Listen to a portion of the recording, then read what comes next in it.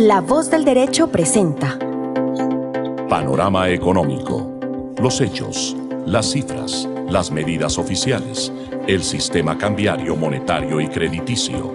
Dirige y conduce Luis Alberto Ávila.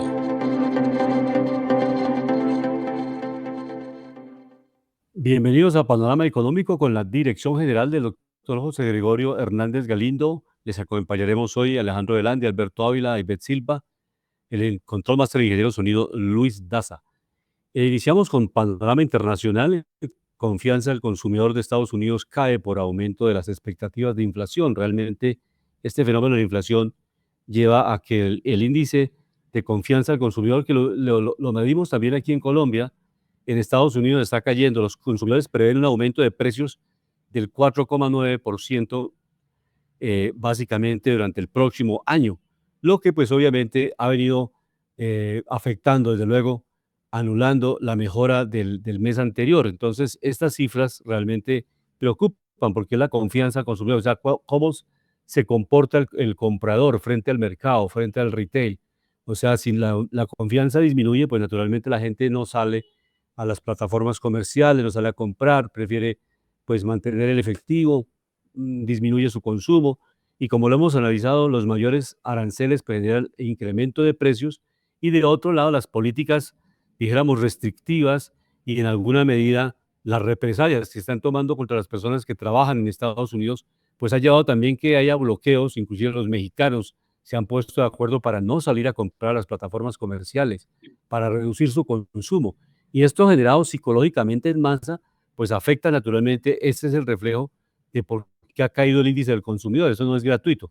Esta medida que pues la hacen es el sentimiento preliminar que básicamente cayó en agosto de 61,7 a 58,6%. Entonces, este es un estudio que hizo la Universidad de Michigan y está publicado en distintos medios en el mundo. Realmente no son cifras que nosotros las sacamos del sombrero, sino simplemente registramos lo que las universidades están investigando, y universidades de allá, la Universidad de Michigan de Estados Unidos, no las universidades de acá, porque no tenemos la información suficiente. De tal manera que ese es como el inicio del panorama económico. De otro lado, pues la reunión que hay entre el presidente Putin y el presidente eh, Donald Trump en Alaska, naturalmente se ha bajado un poco las expectativas, porque el presidente Trump finalmente ha manifestado que no se puede esperar, que realmente él no se anticipa a dar resultados concretos, pues obviamente después de que él mismo ha manifestado que era fácil y que si él llegaba a la presidencia, pues en muy pocos días se solucionaría el problema con Rusia y con Ucrania, que básicamente él tenía las fórmulas para acabar esta guerra y que nunca hubiera querido que se hubiera llegado a esta guerra. Pero naturalmente le pasa lo mismo que en otras latitudes, que a veces uno dice, "Oh, vamos en 2 meses a arreglar el problema con el Ejército de Liberación Nacional". Y realmente las guerras son muy complejas, tienen muchas aristas. Las guerras son muy fácil declararlas y muy fácil meterse uno en la guerra. He ahí lo difícil que es parar una guerra, generar una tregua, porque realmente ya los países tienen pues obviamente un anclaje, están pues obviamente las represalias de parte y parte. Un aspecto que de pronto presiona mucho a los gobernantes a que bajen, o que por lo menos ya se llegue a una tregua, es el nivel alto de los jóvenes que ya no quieren ir a la guerra. En Ucrania hay más de 120.000 jóvenes que están desertando las fuerzas militares. En Rusia pasa lo mismo, o sea, la gente, los jóvenes no van a la guerra, como lo hemos analizado acá, cantando y pues entonando unas excelentes pues canciones y muy contentos, porque la guerra es muerte, la guerra es desaparición, es destrucción del aparato productivo. Eso independientemente de los factores que la produzcan o las causas. Así nos quedamos mucho en la retaliación, ojo por ojo, y nos quedamos todos ciegos. Ah, es que él hizo tal cosa hace históricamente, hace 50 años, y entonces, ¿por qué no seguimos peleando ahora? Hace 50 años en Colombia está la guerrilla, entonces, ¿por qué no nos seguimos matando y le entregamos a nuestros hijos, para quienes tenemos hijos, le entregamos un país en guerra, incendiado, y ojalá que los nietos también reciban ese país incendiado? Porque es que en el pasado se presentaron tales cosas y hubo el M-19, la FARC, el ELN, las disidencias de la FARC, y lo mismo pasa pues obviamente a nivel internacional, que es los palestinos, que después de la Segunda Guerra Mundial le asignaron un territorio, ahora se quiere desconocer. La misma Naciones Unidas la presente semana manifestó que debía reconocerse el territorio a Palestina. O sea, lo dice las Naciones Unidas, no lo dice ningún gobierno en particular, que es realmente acuerdos internacionales sobre los cuales se debe trabajar, y en el caso particular de Ucrania, pues Desde luego yo no puedo conquistar un país a punta de plomo, no puedo ir a conquistar una dama diciéndole a punta de golpes que pues tiene un gran interés en su conquista. Es todo lo contrario, es diciéndole, mire, cómo nos integramos productivamente, cómo nos integramos culturalmente, bienvenidos a Rusia.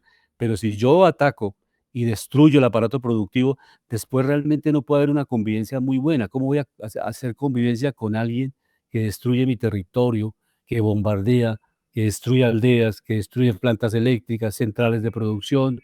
Eso realmente que deja muchas heridas y ese es el análisis que yo, pues me parece bien interesante hacerlo, más allá de la coyuntura. Troll es una persona como cualquier ser humano.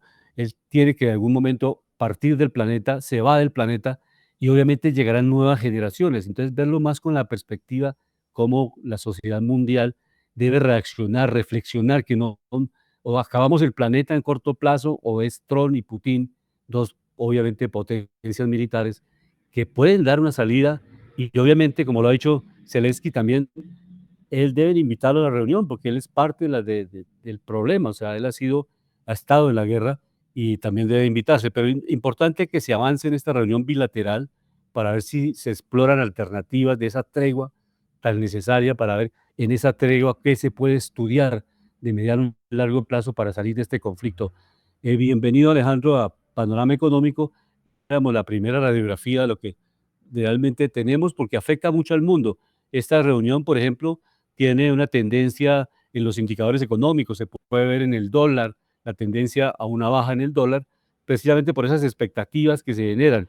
Eso afecta mucho, las guerras afectan mucho el panorama económico de los países, del mundo en general. Si no tuviéramos una sola guerra, tendríamos más crecimiento económico, más redistribución de la riqueza, menos pobreza en el mundo. Pero lamentablemente estas guerras lo que llevan es recursos económicos que podrían dedicarse a la salud, a la educación, a la vivienda de la población y no a la destrucción. Ese es que digamos como el comentario de iniciar este programa, Alejandro Velandia. Sí, muy buenas tardes a todos los oyentes de Panorama Económico, mis estimados colegas Luis Alberto, Jimena, ingeniero de sonido Luis Daza y director José Gregorio Hernández Galindo. Estamos haciendo un conjunto de este análisis, mirando que esta reunión es muy positiva, no solo para Rusia, para Estados Unidos, sino para el mundo, porque recordemos que tanto Rusia como los Estados Unidos son los mayores tenedores de armas nucleares del mundo. Un solo país de estos, pues, podría acabar el mundo entero con sus armas nucleares, ¿no? Obviamente, hoy en día se tratan de usar como disuasión, y esto quiere decir que, pues, el estar mostrando estas armas es para que nadie se meta con ellos y para que lo piense dos veces antes de generar una guerra de escala mayor. Recordemos que hay una tecnología y una tecnología que está implementada en Rusia que se llama la mano muerta, que es donde se lleguen a romper bases militares, lleguen a romper bases nucleares, donde el presidente no aparezca y donde ya se haya registrado daño en muchas ciudades de Rusia o en muchos centros militares, pues obviamente este es un sistema operativo que empieza a articular también sus armas nucleares hacia los enemigos de Rusia, ¿no? Entonces, pues esta noticia tiene mucho de positivo, muy aplaudible la actitud de Trump, muy aplaudible la actitud de Putin de encontrarse precisamente, Luis Alberto y queridos oyentes, en un terreno que no sé si se acuerda Luis Alberto, este terreno, este estado de Alaska, era precisamente de los rusos. Los rusos, recordemos que los rusos le vendieron este estado a los Estados Unidos por $7.200.000. Obviamente esto ya hace muchísimo tiempo, alrededor de más de 100 años, pero obviamente esto fue muy barato, esta fue una venta muy barata, porque obviamente primero los recursos que tiene Alaska son inmensos. Dos, la posición geoestratégica que tiene es fenomenal, genera precisamente frontera con Rusia y también da acceso a lo que es el Ártico, que es la nueva zona de rutas que por la descongelación de los témpanos se está generando una nueva tendencia, tanto en desarrollo de nuevas materias primas, como también en la navegación de nuevas rutas comerciales. Recordábamos que, pues, en el tema de Ucrania, inicialmente, pues a muchas regiones donde habitaban rusos, que era la región del Donetsk y el Donbass, pues obviamente se les hizo supresión a estos rusoparlantes. Rusia les dijo en cabeza de Putin, por favor, no sigan haciendo esto. hicieron unos acuerdos de Minsk. Los acuerdos de Minsk los rompió precisamente Ucrania y ahí comenzó la guerra. Entonces estos temas son importantes y hay otra cosa que hay que ver. Recordamos que lo que era Ucrania, Bielorrusia, Lituania, Estonia, Letonia, Azerbaiyán, Uzbekistán, Kazajistán, Tayikistán y muchas otras naciones eran la Unión Soviética. Era como hablar de un Estados Unidos que está agrupado en estados. Obviamente dicen que entre Europa, los estudios entre Europa y Estados Unidos también se ayudó a desarticular esto, porque obviamente no es lo mismo una agrupación de 15 naciones que viven mancomunadamente, que tienen una fortaleza tanto militar, política, que obviamente el comunismo no tenía sus cosas muy positivas, en eso estamos de acuerdo, pero que tampoco a Rusia se le debe quitar su espacio de desarrollo, su espacio de buenos vecinos para poder comerciar y para poder desarrollarse. Vemos que en Ucrania también hubo un golpe de Estado donde se destituyó el presidente, después vino Zelensky, y Zelensky, apoyado por Joe Biden, también generaron esta guerra. Cuando se sabe que pues ganarle una guerra a Rusia es muy peligroso, porque pues si los rusos se ven perdidos, en algún momento pues van a usar sus últimas armas que les generan gran potencial para poder equiparar y poner en tablas esta guerra. Entonces por eso es importante, más adelante les mostraremos unos videos precisamente de esta reunión que es inédita, de este gran liderazgo que muestran estos dos presidentes, tanto Donald Trump de los Estados Unidos y Vladimir Putin de Rusia, donde dan un ejemplo al mundo y donde es importante no solo que se va a coordinar el tema del cese al fuego, el tema del cierre de la guerra, sino también cómo van a ser los nuevos pactos, los nuevos tratados y cómo se van a volver nuevos socios. Recordemos que estos países fueron grandes socios en la Segunda Guerra Mundial y gracias al ser grandes socios fue que pudieron ganar la guerra a Hitler con lo que tiene que ver con la invasión a Europa. Entonces, estos temas son muy importantes verlos, el impacto que genera, y esto pues no lo hizo Biden. Biden patrocinó la guerra en Ucrania, patrocinó la muerte, nunca generó la unidad, y estos dos dejan muchas cosas de egos de lado y se unen precisamente para generar un vínculo, una paz duradera y un bienestar también para las dos partes, porque si se llegan a buenos acuerdos, también los rusos ganarían mucho, se quitarían los bloqueos que tienen y otra vez la nación rusa tendría un gran resurgimiento. Recordemos que en este momento los rusos dependen mucho de los chinos, porque los chinos son los que compran gran parte de sus materias primas, son los que tienen mucho comercio con ellos y esto también Estados Unidos lo está viendo con un gran riesgo, ¿no? Que China precisamente empiece a manejar y a dominar a los rusos. Entonces, pues más adelante, como les decimos, les mostraremos acá unas imágenes en este momento para que puedan ver apartes de esta reunión tan importante, puede decirse que es la más importante del año 2025. El saludo. Simplemente vamos a escuchar lo que se puede escuchar y el saludo. Imágenes históricas. Ahí los tiene. Vladimir Putin a la izquierda, Donald Trump a la derecha.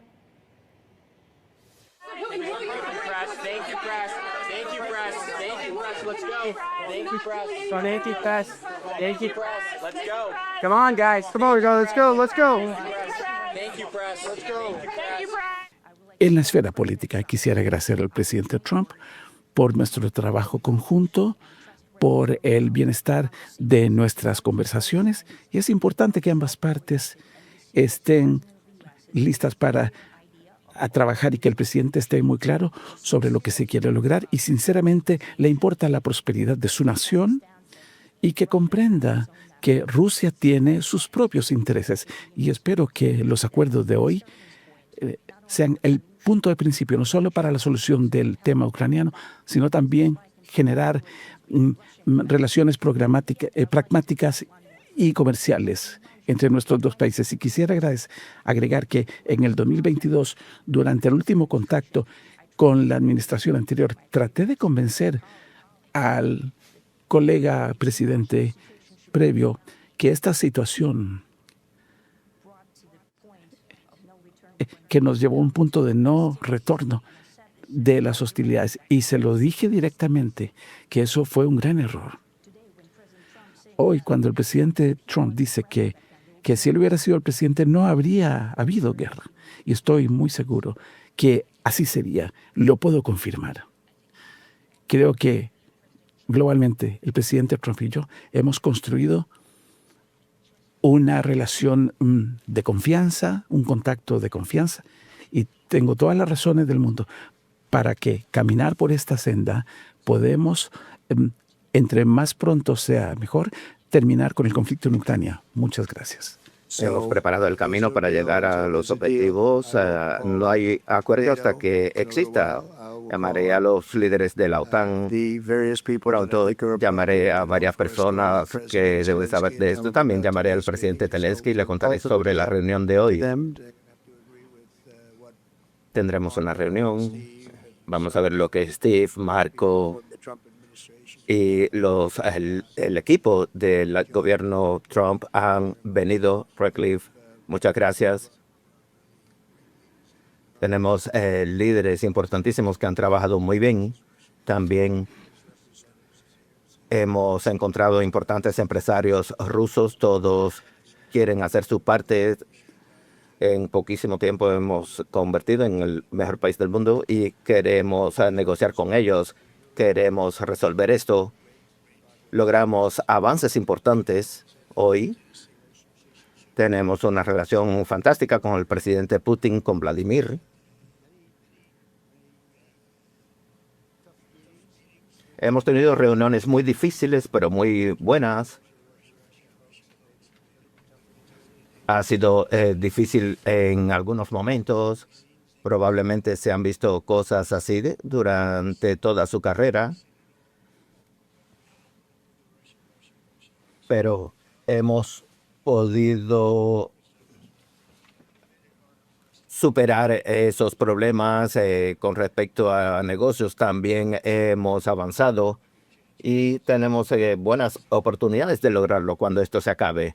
Así que rápidamente haré algunas llamadas telefónicas para contar lo que ha sucedido, pero realmente la reunión ha sido muy productiva. Llegamos a algunos acuerdos. Algunos temas han quedado aparte, uno quizás el más significativo, pero tenemos grandes oportunidades de lograr nuestro objetivo. No lo logramos hoy, pero estamos en el camino gracias al presidente Putin y a su equipo. Hay un análisis que quería hacer interesante sobre el tema de los estados, en el caso de los Estados Unidos y Colombia, particularmente con el Sistema General de Participaciones. Y el Sistema General de Participaciones que recientemente fue reformado y se busca subir del 26 al 34%. En Estados Unidos, pues obviamente está sucediendo algo también, la rebelión de las regiones, la rebelión de las ciudades, de los estados.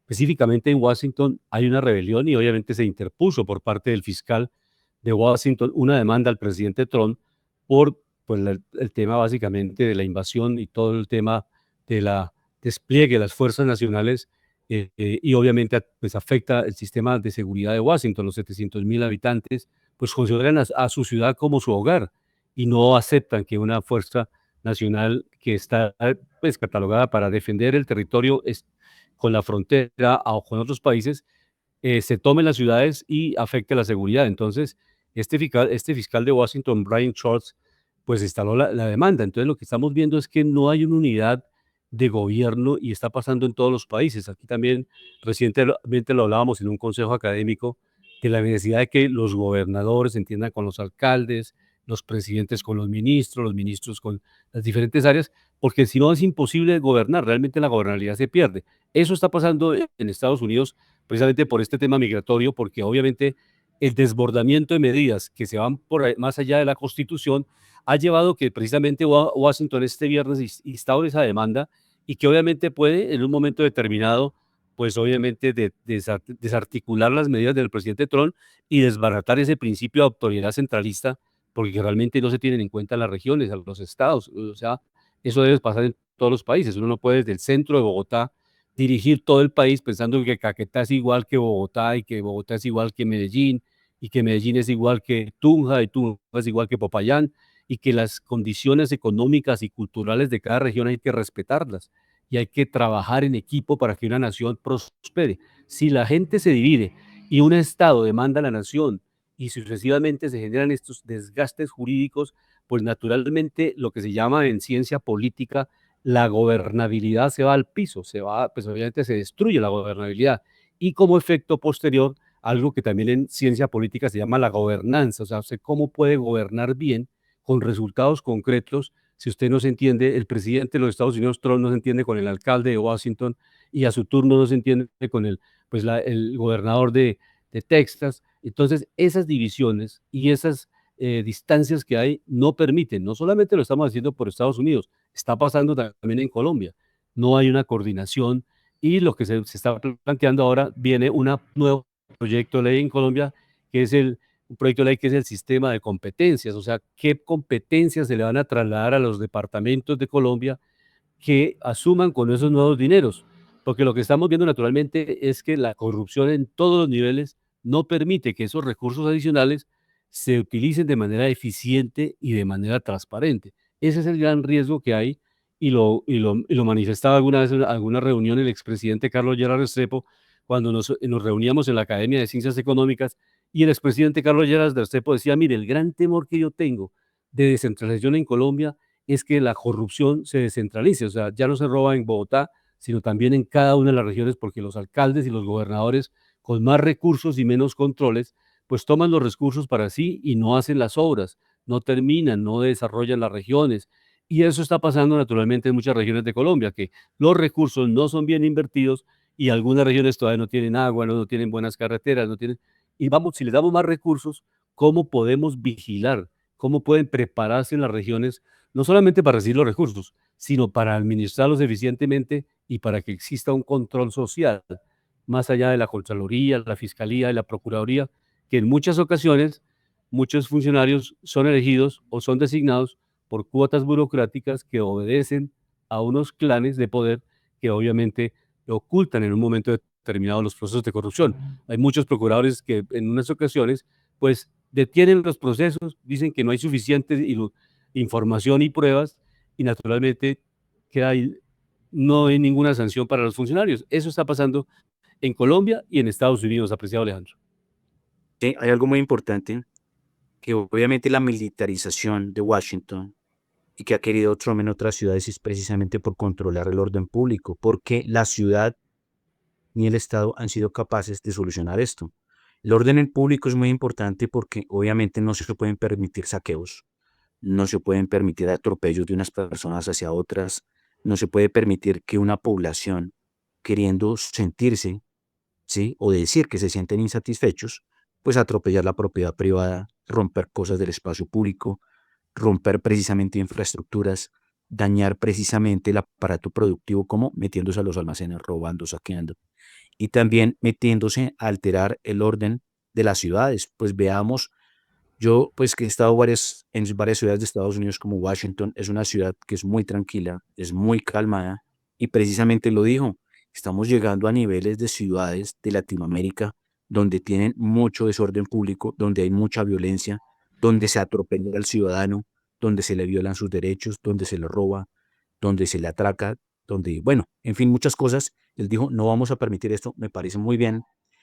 Y pues los que hemos viajado a Estados Unidos durante varios años, de forma seguida, sí hemos visto que la seguridad en Estados Unidos se dañó muchísimo. La mala migración generó un desorden y también los habitantes, los nacionales de Estados Unidos, ya empezaron a tener la versión con tanto inmigrante porque no eran personas que generaban calidad, no eran personas que generaban un orden, un respeto, sino que muchas veces iban a irrumpir la cultura, iban a atropellar muchas cosas que han hecho de Estados Unidos pues una nación poderosa, una nación en orden. Si bien es cierto, Estados Unidos se levantó gracias a la migración, que es importante, vemos lo que le explicábamos en muchos programas. Hay personas que han llegado a Estados Unidos a generar valor. Miramos, por ejemplo, el presidente de Google, es un hindú. El presidente de Microsoft es otra persona de la India. El mismo dueño de Tesla, el presidente de Tesla, SpaceX, es precisamente Elon Musk, un sudafricano, y así muchos más, ¿no? Entonces, por eso es importante no solo pedir, no solo exigir, sino también llegar a la casa que es Estados Unidos, portarse bien, comportarse bien y ayudar a generar valor en el país, que es tan importante. Y en los temas que hablábamos antes, hay que mirar que esos estudios de las universidades, Luis Alberto, a veces pueden tener sus sesgos, porque miramos el último informe de crecimiento de la economía de Estados Unidos es 3%. Y hasta dónde vamos y dónde vemos la inflación de los Estados Unidos está rondando entre el 2 y el 3%. Recordemos que la meta de inflación por parte de la Reserva Federal en cabeza de Jerome Powell es el 2%. Está muy cerca de cumplirse esa meta. Por eso, a su vez, Donald Trump le dice a la Reserva Federal, por favor, empieza a bajar las tasas, porque esto ayuda a Estados Unidos en muchos indicadores, ¿sí? ¿Por qué? Porque sí se puede en este momento, porque recordemos que ese nivel está acercándose a la meta de inflación, que es el 2%. En el caso de Colombia es el 3% y nosotros estamos con una inflación de más del 4%. En los temas de indicadores que nos muestran cuál es la tendencia internacional, vemos que el oro en el último año, los últimos 2 años, ha tenido una fuerte tendencia al alza, rompiendo máximos históricos como refugio al nerviosismo de la guerra global, al nerviosismo de los mercados, al nerviosismo de la recomposición precisamente del gobierno, donde Donald Trump precisamente ha hecho muchos tratados comerciales, ha también obligado a las empresas como Apple, como Nvidia, que son de las más grandes del mundo por capitalización bursátil. Luis Alberto, veíamos anteriores semanas que lo que es Nvidia y otras compañías que fabrican procesadores y que van a vender chips de alta tecnología a China, van a pagar también un impuesto adicional. Esto es lo que tiene que ver por generación de compensación por seguridad nacional y también por competitividad. Es importante. Si bien es cierto que el mundo depende unos de otros, el mundo, vivimos en interdependencia, es también importante recordar, Luis Alberto, que Bill Clinton fue el que ayudó a China a entrar en la Organización Mundial de Comercio. Obviamente esto fue un lobismo muy grande de los chinos. Muchos dicen que tuvo que haber pasado y que le tuvo que haber dado China a esta administración, porque con esta entrada a la OMC, con este espaldarazo, pues obviamente Luis Alberto, China llegó a ser un gran protagonista en el comercio global, si no, no lo hubiera podido haber hecho. Porque recordemos que a los chinos se les pedía mucho y se les pide mucha transparencia, que dejen de fusilar, que dejen de tener prácticas que no son muy buenas dentro del mercado, que no tengan competencia desleal y precisamente que también respeten el desarrollo, la fabricación, manufactura, ciencia y tecnología de otras naciones. Es la invitación precisamente para que el mundo trabaje al unísono para desarrollar un planeta con buenos polos de desarrollo muy equilibrado, pero todas estas políticas que está teniendo Trump, que al principio pudieron haber sido algo fuertes, son necesarias para sacar a Estados Unidos de esa debacle en la que venía constante de un déficit comercial, y se agravaba mucho, un déficit también en la cuenta corriente presupuestaria, donde precisamente se está buscando es más productividad, bajar más los impuestos para que muchos en el mundo, no solo compañías internacionales extranjeras vayan a producir a Estados Unidos, sino que las que se fueron de Estados Unidos vuelvan. En el caso de Apple, que ya prometió que va a empezar a fabricar celulares en Estados Unidos y también suministros de toda la cadena de valor con sus asociados, y así como muchas otras empresas de las Big Tech y otras que están en el sector de la economía de los Estados Unidos. Bueno, pero se prevé que en septiembre la Reserva Federal de Estados Unidos baje la tasa de interés, ya se está anunciando, y que realmente eso pues, incide, lo hemos analizado aquí en muchas oportunidades en La Voz del Derecho, incide en la reactivación del sector de la construcción, en la medida que las hipotecas tienen menos intereses para la adquisición de créditos, pues eso reanima mucho a familias, a las unidades de proyección de construcción de vivienda en las distintas ciudades de los Estados Unidos. Entonces, esto no es un factor, y por eso lo hemos defendido aquí en Colombia también, o sea, en la medida que bajen los intereses, ayuda mucho a las familias, a las empresas, al mismo Estado, porque eso reactiva la economía y es una fórmula universal. En Estados Unidos, el presidente Trump lo está diciendo porque él es un empresario y sabe que con unas tasas de interés más económicas puede compensar en alguna medida los costos adicionales que está registrándose por los aranceles. Entonces es una medida que busca estabilizar, a su turno incrementar, proyectar la economía norteamericana, o sea, cómo construir más viviendas, que la gente tome créditos para viviendas, que ese sector tiene 35 subsectores que encadenan la producción de ventanas, de puertas, del sector eléctrico, en fin, todo el sector de plomería, etcétera. Esos 34 subsectores se van a dinamizar si hay más construcción, hay más demanda de vivienda en los Estados Unidos. No son razones, digamos, afectivas del abrazo, que no, baje los intereses para mejorarla y por caridad, no. Es porque Ingeniero Luis. la economía norteamericana se reactiva. Y ese es básicamente el propósito del presidente Trump. Y obviamente Jerome Powell, el presidente de la Fed, lo que ha manifestado es que está esperando básicamente una estabilidad de la inflación y que haya una seguridad que se pueda valorar cuánto y ha incidido los aranceles en el costo de vida de los Estados Unidos y obviamente consecuentemente tomar la decisión en el mes de septiembre de bajar la tasa de interés. Eso está previsto de esa manera, creo que se va a dar. Casi la mayoría de analistas en los Estados Unidos están planteando que bajará la Fed la tasa de interés en el mes de septiembre. Sí, recordemos que la tasa de interés en los Estados Unidos está en el 4.50% y que obviamente la inflación está por debajo del 3%, está fluctuando entre el 2.4, 2.7. Entonces es importante que trabajen, porque ahí sí como lo dice Luis Alberto, en eso estamos muy de acuerdo, hay que trabajar como equipos al unísono, simplemente no con tema ideólogo, sino con tema de números que nos refleja precisamente el mercado. Por eso es importante también, como dice Luis Alberto, si Donald Trump es un ser humano más, también hay que aplaudirle cosas que no han hecho muchos otros seres humanos para salvar una nación. Y la verdad eso es muy aplaudible porque llegar a un ser humano, romper un esquema, romper un sistema, por ejemplo en Colombia muchos hablan, y yo personalmente lo pienso, el Estado tiene que cambiar, tiene que haber una reingeniería. Hay muchas cosas que no sirven, toca cambiarlas. ¿Cómo vamos a esperar que Colombia sea un país desarrollado cuando tenemos malas prácticas en políticas, en las funciones de las tres ramas del poder, donde genera mucho vicio, donde hay mucha corrupción, donde entre ellos se hacen muy pasito, donde se usa el presupuesto nacional para comprar elecciones, para comprar senadores, para comprar magistrados, para meter gente de su clan y que pueden articular y armar precisamente lo que ellos quieren? No sé si se estaba armando, y yo no sé cómo lo veía Luis Alberto, el tema de que Nicolás Maduro se le están viniendo unos, unos gravámenes y se le están viniendo unos temas muy fuertes porque muchos países en cabeza de Estados Unidos no quieren seguir permitiendo que Venezuela siga como una dictadura, que Venezuela siga patrocinando líneas del narcotráfico, porque obviamente esto empieza a afectar a muchos países como Estados Unidos, en gran parte.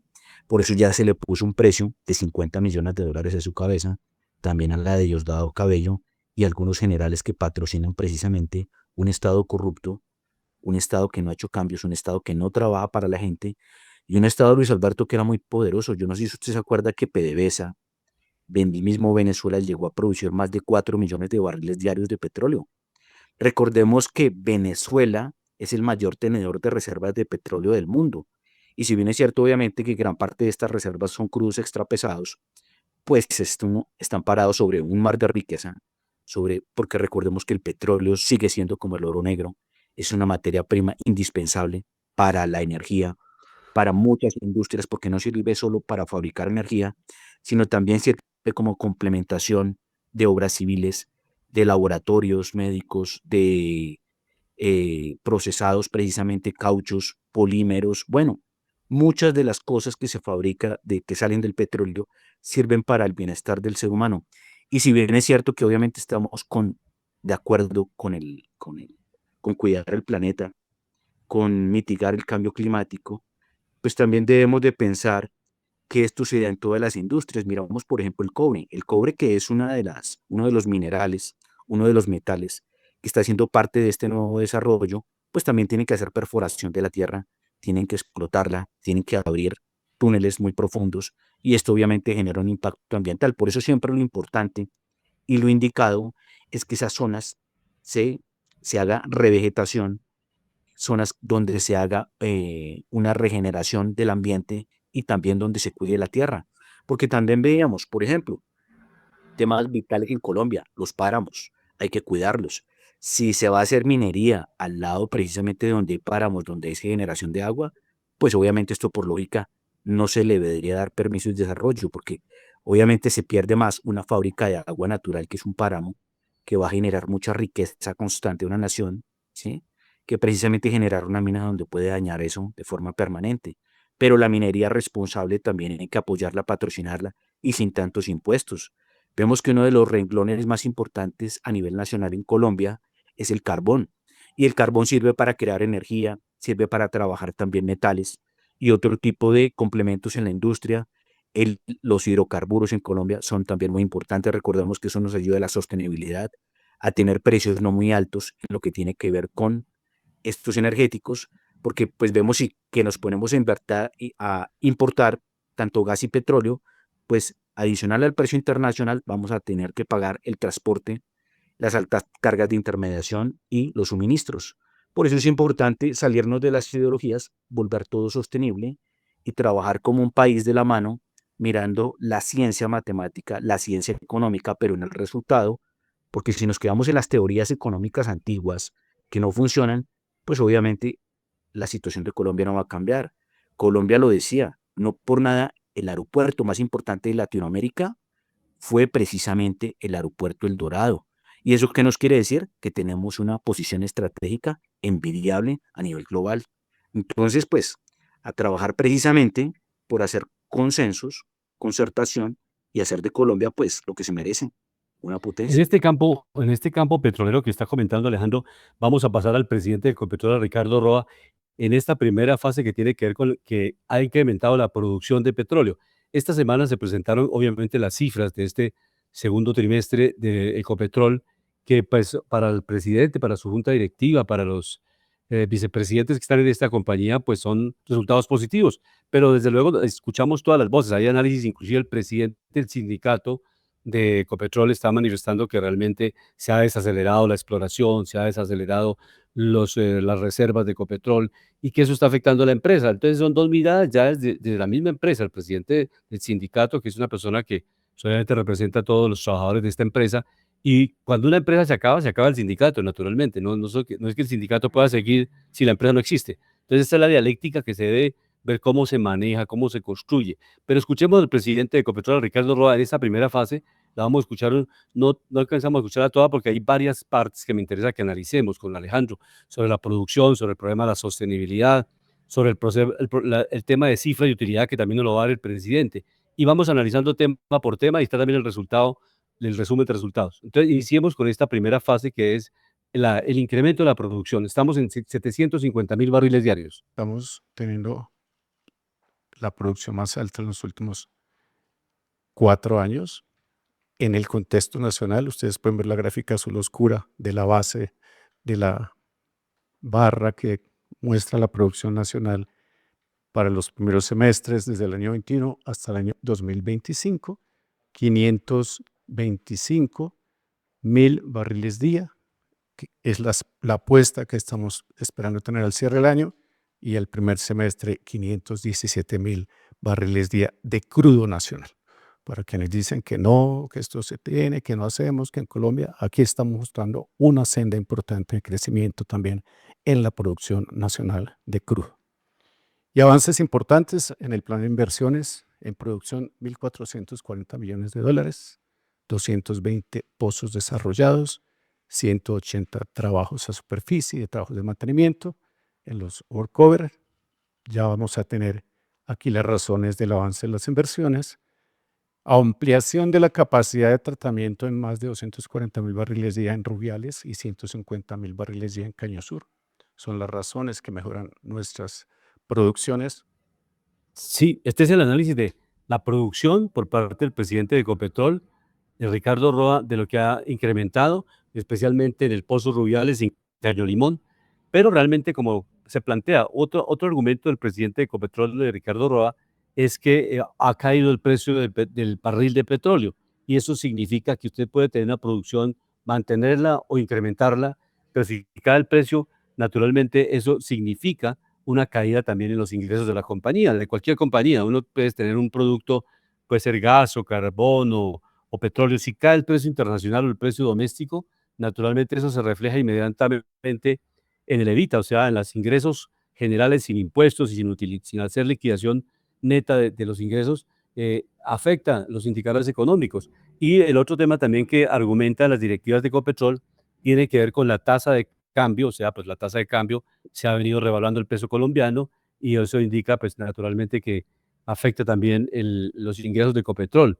Eso es la volatilidad del precio, la tasa de cambio, factores que han incidido fundamentalmente en ese tipo de organizaciones como el caso de la compañía más grande que es Ecopetrol. Sí, Luis Alberto, hay una cosa que hay que analizar bien ahí y para los oyentes y para los que nos escuchan haciendo análisis desde lo político. desde el gobierno es que hay una cosa siempre que funciona, Luis Alberto, y yo lo dije en su momento, porque el gobierno colombiano, en cabeza del presidente Gustavo Petro, le dijo no a los negocios del Permian en Estados Unidos. ¿Por qué le dijo no a esos nuevos negocios que generaban más caja para Ecopetrol, para la nación, que generaban más reservas, Luis Alberto, para la empresa, más sostenibilidad, cuando lo podía hacer? Luis Alberto tenía una puerta y una entrada de oro. ¿Por qué el gobierno obliga a la junta directiva y obliga al presidente Roa que no más desarrollo de nuevos campos de gas y petróleo? Porque ¿qué son medidas contracíclicas? Que si a uno se le está cayendo el precio de algo, pues ¿qué puede hacer? Pues multiplicar su operación y vender más. Esta es una. La segunda que puede hacer Ecopetrol y que hacen las grandes empresas, Luis Alberto, que con su caja empiezan a comprar activos productivos de generación de valor. Esto en el caso de Ecopetrol, comprar empresas pequeñas que tengan pozos ya operativos, que tengan campos desarrollados, que generen un flujo diario en el tema de ventas, ingresos y que estén haciendo también operación y desarrollo. Recordábamos que Ecopetrol tiene negocios en los Estados Unidos, en Texas, que es el Permian. Ahí se le presentó una oportunidad fenomenal. El gobierno dijo no.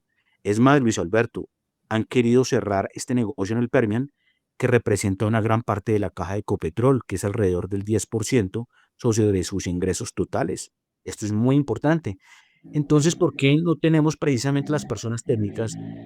Sería interesante también que el presidente escuchara que es importante cómo sacar el país adelante, cómo volverlo más productivo. Y miramos un ejemplo clásico, Luis Alberto y oyentes, Noruega. Noruega es una de las naciones más ricas del mundo por Producto Interno Bruto per cápita. ¿Pero por qué, Luis Alberto? Porque ellos precisamente desarrollaron toda su materia prima, todos sus minerales, todo el tema del gas, todo el tema del petróleo, su gran cliente Europa y el mundo. A través de esto generaron mucho desarrollo. Esto es un país que tiene un fondo soberano de 1.700.000.000.000 de dólares, con 7 millones de habitantes. Ellos no le dijeron no al petróleo, no le dijeron no al gas, no le dijeron no a la exploración de minerales. Siguieron desarrollando, pero también siguieron implementando tecnologías limpias. O sea, ¿cómo hacer que una nación sea sostenible, desarrollada, rica, generando inclusión social con la riqueza del subsuelo para todos? Esto es interesante, es Ok. importante y es positivo. Sí, Alejandro. Y seguimos con este análisis, pero más adelante vamos a presentar las utilidades de Ecopetrol, que para los críticos de la gestión de este gobierno, las utilidades han descendido y para los directivos de Ecopetrol, las utilidades se han sostenido, pero realmente no es cierto porque las utilidades sí han bajado en los últimos trimestres y en los últimos balances de la empresa. Las utilidades han venido bajando, las utilidades de Ecopetrol. Sin embargo, pues obviamente las transferencias son importantes para la nación. Pero damos la bienvenida a Ivette Silva desde Dallas, Texas, para que comentemos. Hay un tema que ya está rondando, que en Estados Unidos hay elecciones en noviembre. Estas elecciones de noviembre, ¿qué perspectivas le dan al país en este momento? Porque obviamente hay un reemplazo parcial de congresistas. Bienvenida a La Voz del Derecho. Buenas tardes, Ivette. Buenas tardes, un placer acompañarlos y un saludo especial a la audiencia de Panorama Económico. Bien, como tú dices, sí, vienen elecciones, recordemos que los padres fundadores en los federalistas establecieron un sistema de gobierno para evitar que se subiera realmente una mayoría de una mayoría o lo que ellos denominan una facción, un grupo de poder que pudiera pesar todas las instituciones democráticas. Por esta razón, se escogen congresistas y senadores de diferentes estados, diferentes distritos, cada 4 años, senadores, y hay una intermitencia cada 2 años, para que muchas veces los hemos visto. Si la Cámara es totalmente democrática, entonces en el próximo periodo la gente hace una consideración y vota republicano para traer más balance y así, cuando es su mayoría republicana, puede que voten democrático. Lo que sucede es que ahorita hay una polémica que realmente es totalmente, no tiene precedente alguno en los Estados Unidos y la polémica se está generando en Texas. Texas quiso implementar una redistribución de distritos electorales para que la mayoría quede republicana. en cuanto a más distritos republicanos, no importa que la persona sea demócrata, se votará republicano. Y Donald Trump, pues obviamente está apoyando esta causa, apoyando 100% al gobernador de Texas, quien sin justificación alguna, obviamente, mandó a arrestar a los representantes democráticos porque ellos no quieren hacer quórum, porque realmente la redistribución de lo que se llama el gerrymandering sería inconstitucional. ¿Qué sucede? Las noticias ustedes las van a ver. Acaba de pararse New York y California y decir, pues si eso pasa en Texas, pues nosotros vamos a eliminar los distritos republicanos en California y New York. Y les enviaron la Guardia Nacional a California y están a punto de enviársela a New York para hacer presión política. Entonces, muy posiblemente hay un temor de los republicanos de que, pues obviamente, si la Cámara de Representantes no es en su mayoría republicana, viene un periodo importante para Donald Trump de puro obstáculos, porque las agendas son totalmente diferentes. Y los demócratas han sido muy claros en decir que no van a pasar muchas iniciativas de él. Y sin eso, pues ni siquiera la Corte Suprema de Justicia puede ordenar a la Cámara de Representantes que cambie de votos. Entonces, los republicanos están haciendo todo lo posible para ganar el poder y la fuerza política y mantener la agenda de la administración Donald Trump.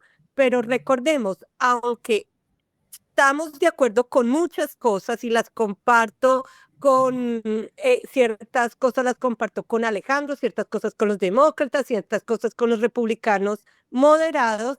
Todos queremos una mejor economía, todos queremos eliminar la crisis migratoria. Hay muchas políticas de verdad que la gente ya está horrorizada y no está de acuerdo y no se las va a dejar pasar a él.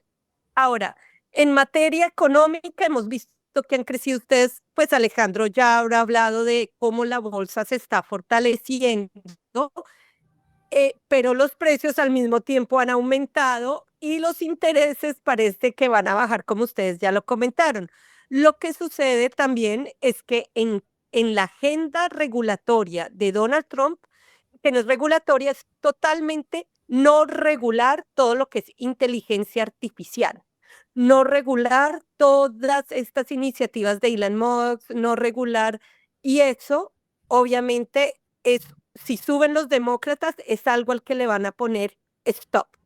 Tiene que regularse por alguna razón inteligencia artificial para proteger ciertos derechos de la persona, de los trabajadores o algo, y ellos van a parar muchas cosas que Trump ha logrado hasta el momento, porque Donald Trump ha contado con la Cámara, con el Senado, con la Corte Suprema de Justicia, tiene su fiscal y tiene muchas personas en el poder institucionalmente hablando fuertes ahí. Él necesita mantener ese poder y por eso está ayudando toda esta causa de redistribución de mapas electorales en favor de los republicanos. Algo importante de hablar ahí es la continuidad de las políticas económicas del país, porque si bien es cierto, estamos de acuerdo con la democracia, Luis Alberto y oyentes, es importante que estos dejen la corrupción de lado y empiecen a trabajar es para jalar al país para adelante, ¿sí? Porque es que cuando un partido quiere sacar algo, un gobierno de turno, si el otro partido no está mirando a ver qué le dan y cómo está chantajeando al otro en corrupción, entonces dice, no, si usted no me da esto, entonces no le dejo pasar nada. Entonces se frena el desarrollo económico del país. Y la verdad, Luis Alberto, como lo digo, este cambio que está haciendo Donald Trump y este apoyo que precisamente hay que dar a esto, porque es positivo, es lo que tienen que hacer todos los presidentes de las naciones. Mirar cómo desarrolla su economía, cómo se vuelve más competitivo, cómo genera mejor ambiente para el inversionista, sea inversionista normal, natural, de pequeño monto, de mediano monto, o los grandes inversionistas, porque recordemos, Luis Alberto, que una persona con ingresos bajos también puede entrar al mercado de valores, entrar al mercado de capitales y favorecerse precisamente de estas subidas. Y como lo decía Ivette Silva, que no lo había tocado aún, era el tema del incremento de nuevos máximos históricos en los 3 indicadores macro en la economía de los Estados Unidos, como es el Standard & Poor's, que agrupa las 500 más representativas, el Dow Jones, que agrupa las 30 industriales, y también el Nasdaq, que agrupa a las tecnológicas.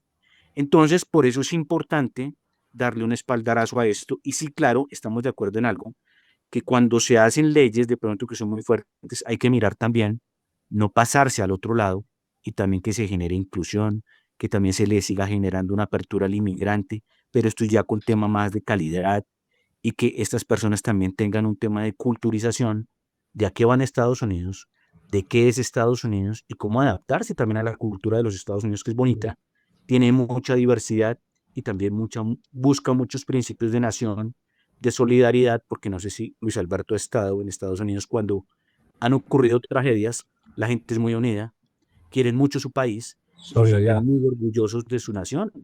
Entonces ellos tienen grandes valores, por eso es que es importante que estas políticas siempre vayan ancladas es al beneficio, al orden y precisamente a buscar las oportunidades de ese sueño americano que hizo este país un referente tan grande a nivel global, ¿no?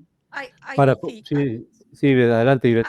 No, Alejandro tiene razón en lo de pues la bolsa de valores y que se ha ganado mucho, digamos, en ese sector económico.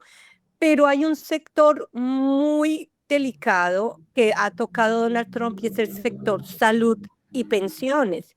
Dentro de la agenda que ellos proponen está eliminar la protección de salud y eliminar el derecho a las pensiones, porque recuerden que en Estados Unidos realmente no hay un derecho a las pensiones, es un privilegio que en cualquier momento el gobierno americano puede decir no más. Y esto ha afectado al 60% de la población que votó por Donald Trump. Por eso es que en cierto sentido están asustados, porque ya la gente comienza a ver que se está quedando sin protecciones, sin garantías, y esto va a generar muy posiblemente que incluso inmigrantes naturalizados aquí salgan y obtengan servicios médicos en otros países del mundo, se vayan a Canadá, México, Colombia, Sudamérica, Europa, porque Estados Unidos no va a dejar de ser garantista bajo Donald Trump y no es un Estado garantista socialmente hablando en materia de un Estado socialista, pero las pocas garantías se construyeron desde FDR hasta Roosevelt. En 1946 se creó el Seguro Social, se trató de proteger y hacer algunos avances para proteger un país que quiero que quede claro. Estados Unidos no es un país de multimillonarios, aunque los multibillonarios de Estados Unidos en el mundo están aquí, es un país de clase media, trabajadora, que tiene un sueño americano, que es obtener su casa, estudiar, sus hijos, su carro, pero todo este sueño se ve frustrado porque ya sin protección de salud o sin un aliciente como una pensión, realmente esto va a dejar de ser mucho el sueño americano. Termine la Luego, idea muy y yo. importante mirar también el tema que pues, obviamente para poder también tener pensión y ver, yo entiendo lo de la cobertura social, pero mira que este gobierno tiene una deuda tan desproporcionada, está fluctuando entre 36, 37 billones, está muy por encima del 100% del Producto Interno Bruto. Entonces, obviamente, primero hay que ajustar primero las finanzas públicas, porque si no las empresas y la economía de Estados Unidos no puede ser competitiva, por eso se quieren bajar impuestos. Muy bien. Porque bajando impuestos nos volvemos competitivos, esto en el caso de Estados Unidos, y Estados Unidos sale de esa debacle en la que venía generando déficit tanto comercial como presupuestario, ¿no? Pero es dialéctico porque a veces con los impuestos es que se hacen las obras y se atienden los servicios sociales. Entonces es complejo, pero es un panorama bien interesante. Pero yo quería preguntarle, si nosotros aquí en Colombia, ya vamos cerrando, que nos quedan unos 3 minuticos de panorama económico. Aquí en Colombia esta semana se llevó a cabo el Congreso de la ANDI. Allí, por ejemplo, Luis Carlos Sarmiento Angulo planteó que es un empresario muy respetable, en fin, ha hecho empresa en el país hace mucho tiempo, pero planteé él que hay que defender la democracia. Pero la pregunta, por ejemplo, es ¿qué democracia se defiende si realmente no hay libertad en el manejo de elecciones? Alejandro lo ha comentado, cuando se compran votos, cuando los empresarios compran al elector, cuando hay toda esa influencia que el elector no va de manera libre a las urnas. Aquí y en Estados Unidos y en todas las democracias liberales está pasando eso, que los grupos económicos se empoderan, o sea, terminan prácticamente financiando elecciones, financiando a parlamentarios que no llegan a defender el bien común, sino a defender el bien de unos sectores económicos y en casos más graves llegan a defender los actores en conflicto porque han sido financiados por paramilitarismo, por guerrilla, por diferentes actores que no son legales y mismos recursos de narcotráfico. ¿Eso cómo está pasando allá? Allá hacen reuniones gremiales en los Estados Unidos. Aquí esta semana estuve en la ANDI. Pues a Estuvieron ver, los precandidatos presidenciales, estuvieron 6 precandidatos que en un próximo programa los analizaremos, los temas de cada uno. Pero allá en Estados Unidos los gremios se pronuncian permanentemente. Luis Alberto, los gremios, ciertos gremios, pero realmente los gremios no tienen tanto el poder como lo tiene un Elon Musk. Recordemos que Elon Musk se le fueron billones de dólares en apoyar la campaña de Donald Trump y hasta loterías hacía, rifas hacía, tanto así que uno de los estados, creo que fue en Minnesota o algo, inició el proceso penal porque es corrupción, ¿correcto? El mismo Elon Musk dijo que puso a Donald Trump en el poder con todo el dinero que él puso. Hay una sentencia muy delicada en Estados Unidos, fallada por la Corte Suprema de Justicia, que se llama Citizens versus United States of America, donde los demócratas quieren acabar con ese precedente y bajo un presidente como Donald Trump no lo van a hacer. Pero siempre se ha querido eliminar ese precedente que fue como el 2010 en que la Corte dice, bueno, si las empresas tienen personería jurídica, nombre, dirección y domicilio, también deberían tener derecho al voto y derecho a participar en política, y por ende dejó ilimitado el apoyo que puede darle una corporación a un candidato en Estados Unidos de América. Eso quiere decir que la política de Estados Unidos está gobernada realmente por los más millonarios de este país, que muchas veces son visibles y otras veces no. Y no es tan Hay algo que, democrático. Claro, hay algo se que rompe quería decir, de por la ejemplo, igualdad de un oportunidades. tema Adelante, Alejandro, nos queda un minutico, Alejandro. Un tema, alguien que es muy radical de los demócratas, que es Ocasio Cortés, y muchos de los que están con ella, precisamente generan participación, claro, pero es que también Luis Alberto Ivette, al que nada le cuesta, volvámoslo fiesta, y eso no es tampoco, porque Ivette, yo estoy de acuerdo con la democracia, pero no meterle las manos en el bolsillo a los demás, con malas políticas de gobierno, con déficit, cuando llevan un país a la inestabilidad, no estoy de acuerdo. No sé si tú viste cuando yo hablé de la parte de Noruega, es un país que es interesante. Creo que es uno de los países más justos del mundo, pero mira ese desarrollo económico que tienen, pero mira esa clase de políticos que tienen, parecen ejecutivos de empresa, ¿sí? Donde buscan inclusión. Pensando en el Mira, país. por ejemplo, ya que hablábamos, Michael Bloomberg, él apoya mucho a los demócratas, pero es que resulta que estos precisamente son los que vuelven presidentes, porque Michael Bloomberg está alrededor de 90, 100 mil millones de dólares, y él apoyaba a muchos demócratas. Pero ¿por qué los apoya, Ivette? Y Luis Alberto también lo sabe, porque obviamente le hacen exenciones a él, porque los demócratas le tapan muchas cosas. No estoy diciendo que le ha hecho cosas malas, no, que quede claro acá, sino es un ejemplo de que cada uno trabaja para unos intereses, pero acá la idea es que Trump, lo que tú ves en la generalidad, él está trabajando para todo el aparato y sistema productivo, de los pequeños, los medianos y los grandes. Vamos a ver y ver, no sé qué conclusiones tenemos. Nos queda un minutico para que podamos redondear. Bueno, no, más que conclusiones, la próxima semana realmente será muy definitiva en los análisis económicos del país, de Estados Unidos y sobre todo en materia de política internacional. La reunión de Donald Trump con Putin y si se puede con Zelensky va a marcar un, un Derrotero. punto muy importante en la historia de acá, entonces haremos seguimiento, pero realmente quería explicar lo del Jinping Mandarin y cómo está la política en estos momentos aquí y la presión que hay para mantener a los republicanos en el poder a toda costa. Muchas gracias. Un excelente fin de semana, Ivette. Sí, Feliz fin de semana para ustedes, para ti, Gracias, para muy Alegría. amable. Gracias. muchos saludos desde Bogotá. Pero Igual. hay algo también que cerrando ya en última frase, que esta reunión de Vladimir Putin con Donald Trump, felicidades para el mundo. De acá pueden Ojalá, salir grandes así sea. ganancias. Que así sea, que así sea. Y cerramos con esta noticia, ojalá sea positiva para el mundo la reunión de estos dos grandes líderes. Llegamos al final del panorama económico con la dirección general del doctor José Gregorio Hernández Galindo. Hoy les acompañamos Ivette Silva desde los Estados Unidos, Dallas, Texas, y Alejandro Velande, Alberto Ávila, en el control máster del ingeniero de sonido Luis Daza. Nos vemos y nos escuchamos la próxima semana en Panorama Económico. La Voz del Derecho presentó Panorama económico. Los hechos, las cifras, las medidas oficiales, el sistema cambiario, monetario y crediticio, la agricultura, la industria, en La Voz del Derecho.